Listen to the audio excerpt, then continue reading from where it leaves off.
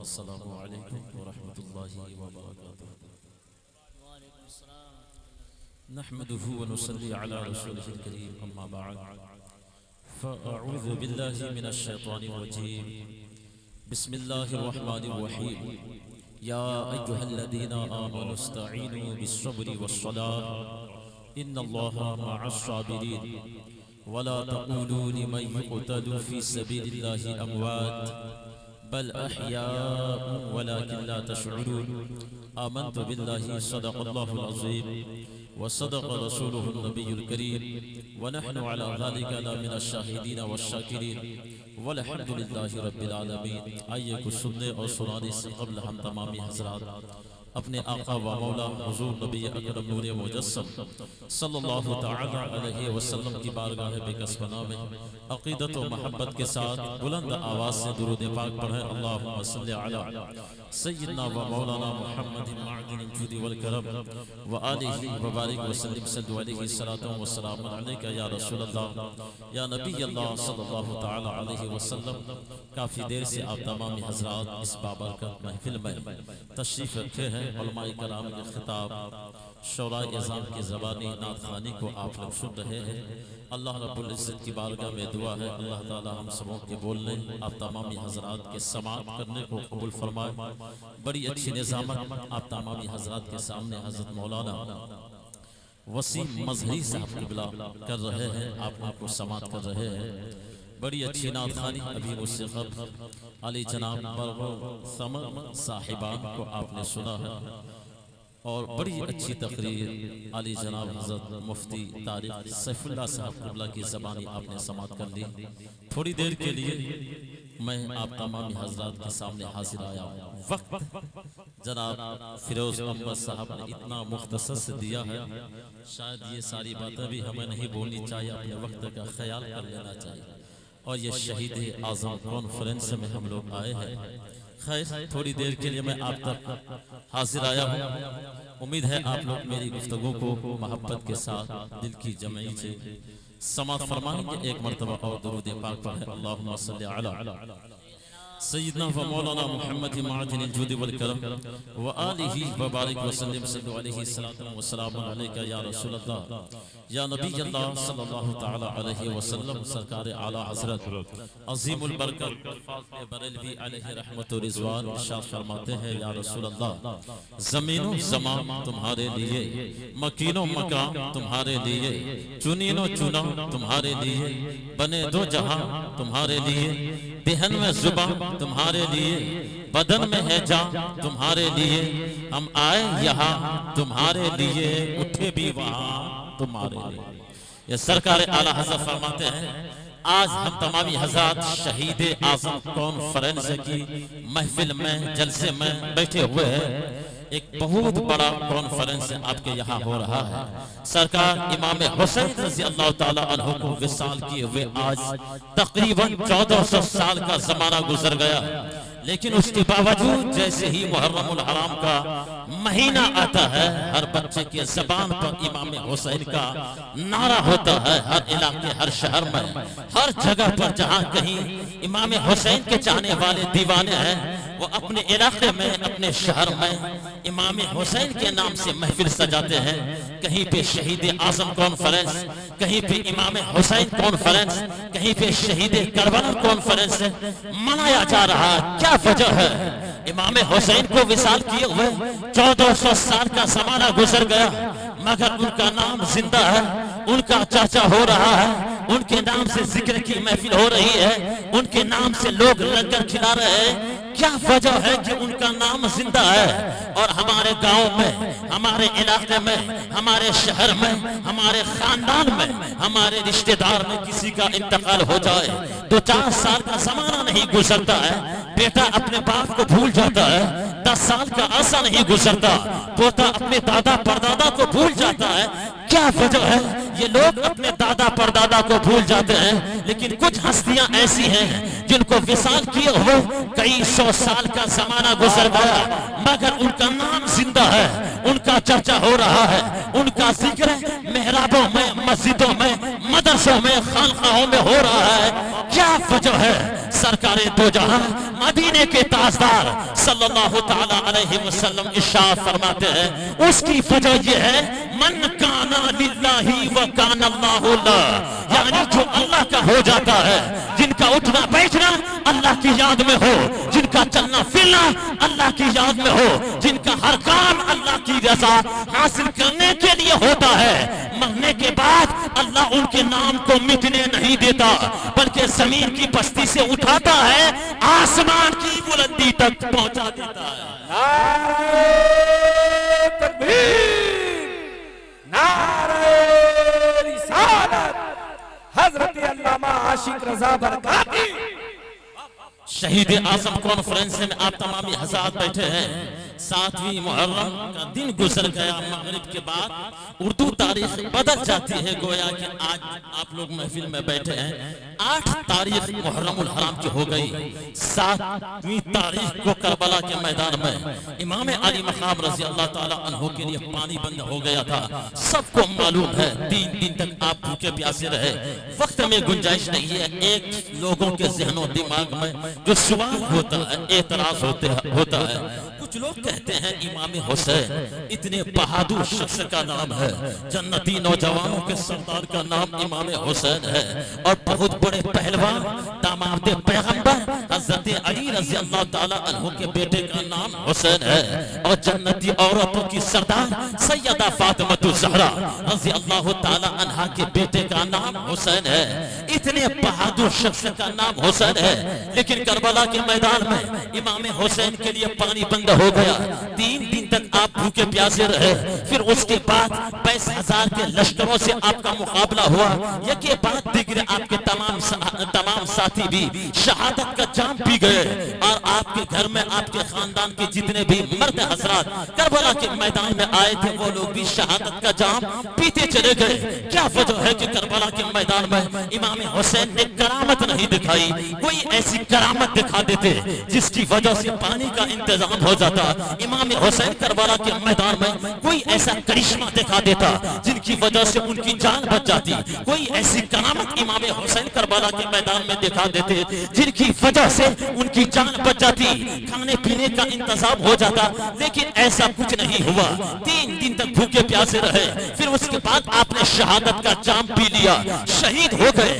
آخر امام حسین نے کرامت دکھا کر اپنی جان کو بچایا کیوں نہیں؟ کرامت دکھا کر پانی کا انتظام کیے کیوں نہیں؟ کوئی کرشمہ دکھا دیتے، کھانے پینے کا انتظام ہو جاتا، اتنے بہادر شخص کا نام امام حسین ہے، اس کے باوجود ان کو بھوکے پیاسے رہنے کی کیا ضرورت تھی کربلا کے میدان میں؟ تو یاد رکھیں مسلمانوں، علماء کرام نے اس کا جواب دیا ہے، بہت سارے علماء کرام ممبر رسول پر تشریف فرما ہے، علماء کرام نے کہا ہے کرامت وہاں دکھائی جاتی ہے جہاں پہ اسلام پھیلایا جاتا ہے، اور جہاں پہ اسلام بچایا جاتا ہے وہاں پہ کرامت نہیں دکھائی جاتی ہے، بلکہ جان کی قربانی دینی پڑتی ہے، اولاد کی قربانی دینی پڑتی ہے، مال و دولت کو اللہ کے نام پہ قربان کرنا پڑتا ہے، اور کرامت کا ظہور وہاں ہوتا ہے، معجزات کا ظہور وہاں پہ ہوتا ہے جہاں پہ اسلام پھیلایا جاتا ہے۔ جب لوگ اسلام کی حقائق سے بے خبر ہو، اسلام کی طاقت سے بے خبر ہو، ایمان کی طاقت سے بے خبر ہو، تو بہت سارے کچھ اولیاء کرام ایسے ہیں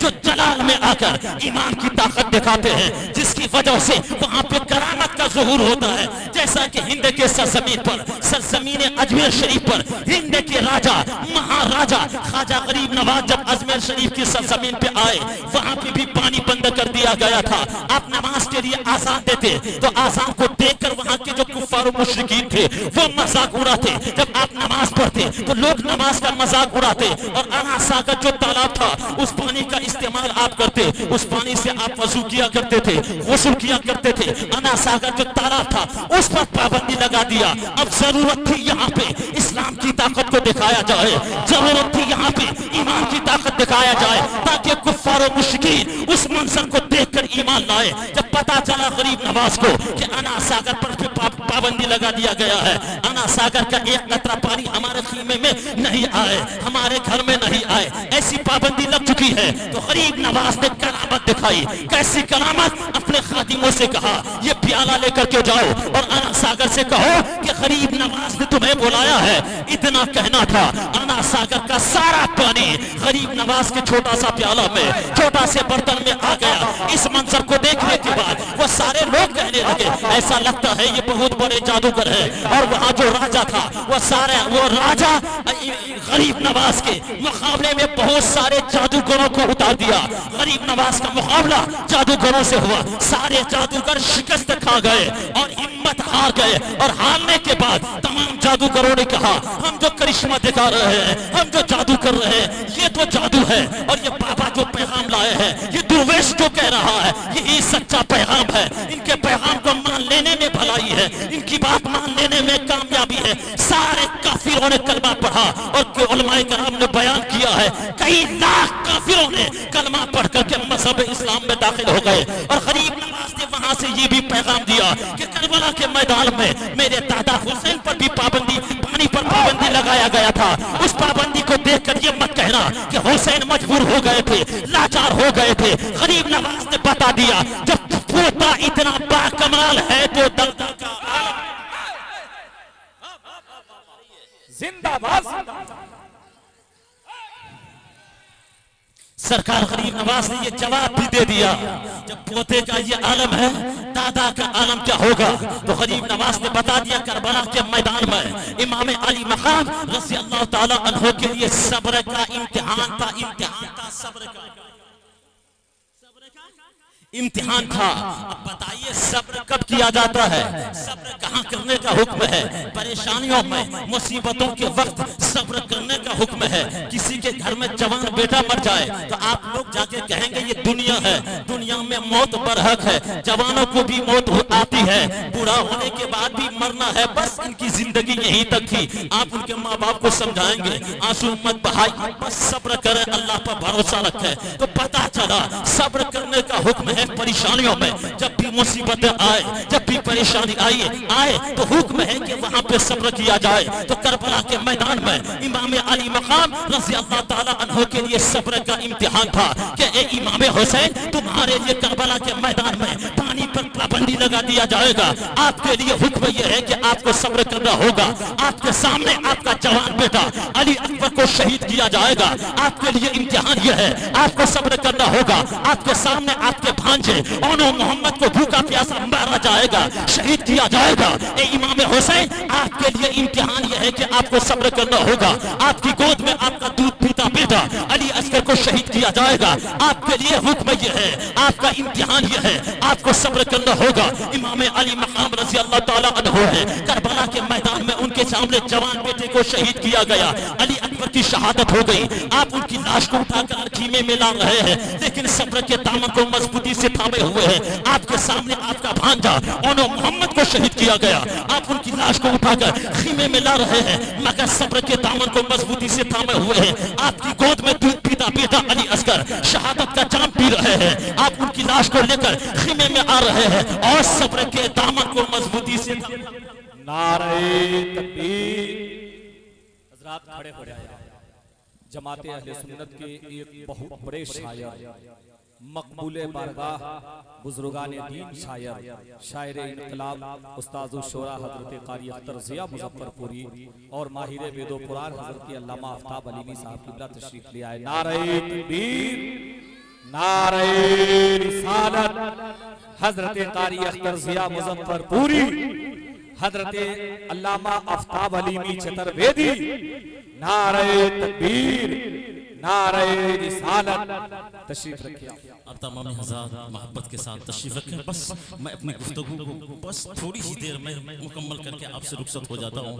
एक खूबसूरत लहजा, खूबसूरत आवाज़ के मालिक, जैसा कि आपने निगाहों से देख लिया, कारी अख्तर ज़िया साहब जो पूरे हिंदुस्तान में अपने शेर व शायरी नातखानी के जरिए से धूम मचाए हुए हैं। और उनके साथ एक बेहतरीन खतीब अली जना हजरत मौलाना आफ्ताब अलीमी साहब तशरीफ लाए हैं। उनका खिताब आपको समाअत करनी है, बड़ी तेजी के साथ में گفتگو کر رہا ہوں. بس آخری بات بتا کر آپ سے میں رخصت ہو رہا ہوں. اور ایک شاعر اہل سنت آفتاب قادری صاحب ان کو بھی آپ سماعت کریں گے. کربلا کے میدان میں یزید کا نائب کوفہ کا گورنر کون تھا؟ عبیداللہ ابن زیاد. یزید کی طرف سے ان کے پاس آرڈر آتا، حکم آتا. یزید نے یہ فیصلہ کیا تھا امام حسین سے زبردستی بیعت لیا جائے. اگر بیعت لینے سے انکار کر دے تو ان کو قتل کر ڈالو، مار ڈالو. میں بادشاہ ہوں، کوئی کچھ میرا بگاڑ نہیں پائے گا. بلکہ یہ ہوگا کہ تو 4 سال تک لوگ امام حسین کو یاد کریں گے، پھر اس کے بعد بھول جائیں گے. پھر کیا ہوگا؟ پوری دنیا میں میرے حکومت کا ڈنکے اور میرے ہی چرچا ہوگا. یزید کا یہ حکم آیا عبیداللہ ابن زیاد کو، تم امام حسین سے بیعت لو. نہیں لیتے ہیں تو زبردستی کرو، پانی بند کرو، ان کو ٹارچر کرو، ان کو ستاؤ، ان کو پریشان کرو. پھر بھی نہیں مانے تو اعلان جنگ کرو. پھر بھی نہیں مانے تو قتل و غارت شروع کر دو، امام حسین کو قتل کر دو. جو ہوگا ہم دیکھ لیں گے کیا ہوگا، میرا کوئی کچھ بگاڑ نہیں پائے گا. یہ یزید نے فیصلہ کیا تھا. تو 3 سال تک امام حسین کو لوگ یاد کریں گے، آنسو بہائیں گے، پھر اس کے بعد بھول جائے گا. میری حکومت 50 سال تک چمکتی رہے گی. 50 سال تک میں بادشاہ، یعنی ایک لمبا عرصہ تک میں بادشاہ بن کے رہوں گا. یہ یزید کا پلان تھا، مگر ایسا نہیں ہوا. امام حسین کی شہادت کے بعد یزید ملعون، یزید مردود صرف 3 سال بادشاہ بن کے رہا. 3 سال کے اندر میں خطرناک بیماری میں، لا علاج بیماری میں یزید مبتلا ہو کے تڑپ کے مر گیا. اس کے بعد مختار ثقفی وہاں کا یعنی کوفہ کا حاکم بنا، وہاں کا گورنر بنا. وہ بنتے ہی اعلان کر دیا کربلا کے میدان میں امام علی مقام رضی اللہ تعالیٰ عنہ کے خلاف جن لوگوں نے بغاوت کی تھی، جن لوگوں نے جنگ کیا تھا، وہ جہاں کہیں پکڑا جائے اسے مارا جائے، اس کو وہیں پہ قتل کر دیا جائے. چند لوگوں کا نام لے کر کے کہا تھا عمر ابن سعد جہاں کہیں پکڑا جائے اسے مارنا مت، پہلے میرے پاس لانا. شبل لعین جہاں کہیں پکڑا جائے اسے قتل مت کرنا، پہلے میرے پاس لانا. عبیداللہ ابن زیاد جہاں کہیں پکڑا جائے اسے مارنا نہیں، پہلے میرے پاس لانا. ہرملہ جہاں کہیں پکڑا جائے اس کو میرے پاس لانا.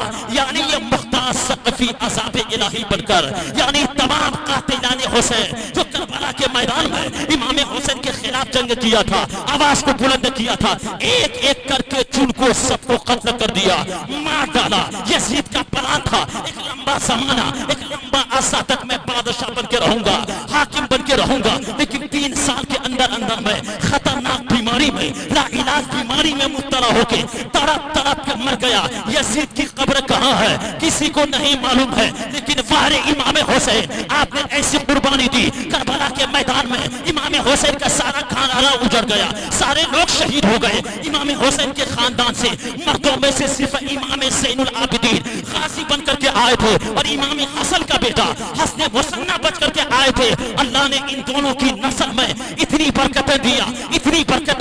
آج پوری دنیا میں حسینی اور حسنی سید موجود ہے، پوری دنیا میں سادات کرام کا گھرانہ موجود ہے. کسی شاعر نے کیا ہی خوب کہا ہے، قتل حسین اصل میں مرگ یزید ہے، قتل حسین اصل میں مرگ یزید ہے. اسلام زندہ ہوتا ہے، ہر کربلا کے بعد زندہ ہوتے ہیں جو مرتے ہیں حق نام پر. اللہ موت کو کس نے مسیحا کر دیا؟